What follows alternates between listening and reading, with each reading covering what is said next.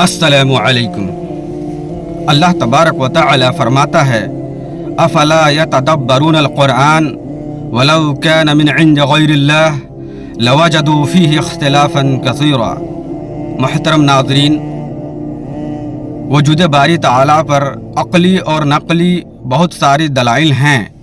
ان میں سے ایک اہم اور واضح دلیل قرآن مجید ہے، جس کو اللہ تبارک و تعالی نے فرشتوں کے ذریعے سے اپنے آخری پیغمبر حضرت محمد صلی اللہ علیہ وسلم پر نازل فرمایا ہے۔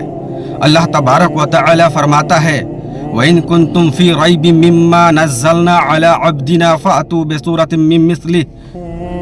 ہم نے اپنے بندے حضرت محمد صلی اللہ علیہ وسلم پر جو کچھ اتارا ہے، اس میں اگر تمہیں شک ہو تو اس جیسی ایک صورت تو بنا لاؤ۔ اور یہ چیلنج ان لوگوں کو دیا گیا تھا جو عربی زبان کے بادشاہ تھے، اور اس دور کے عرب اپنی زبان کی فصاحت و بلاغت پر اتنا فخر کرتے تھے کہ باقی دنیا کو عجمی کہتے تھے۔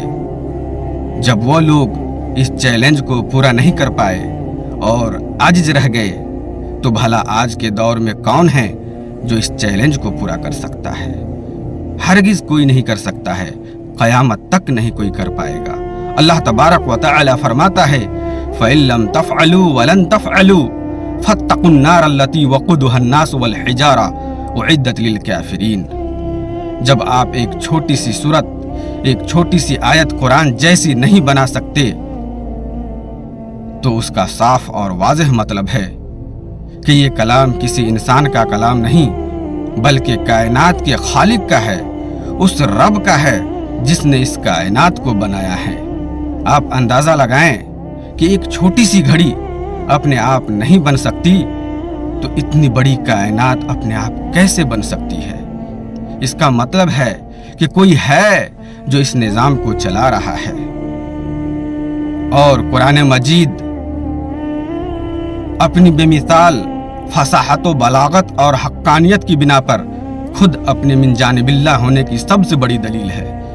اگر اس کے باوجود بھی کوئی اللہ کو نہیں مانتا، خدا کو نہیں مانتا، تو سمجھ جائیے کہ اللہ تبارک و تعالی ان کے دلوں پر اور ان کے کانوں پر مہر لگا دی ہے، اور ان کی آنکھوں پر پردہ ہے۔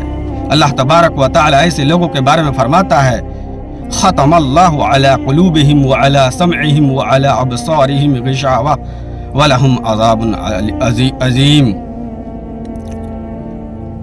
اللہ تبارک و تعالی نے ان کے دلوں پر اور ان کے کانوں پر مہر لگا دی ہے، اور ان کی آنکھوں پر پردہ ہے، اور ان کے لیے بڑا عذاب ہے۔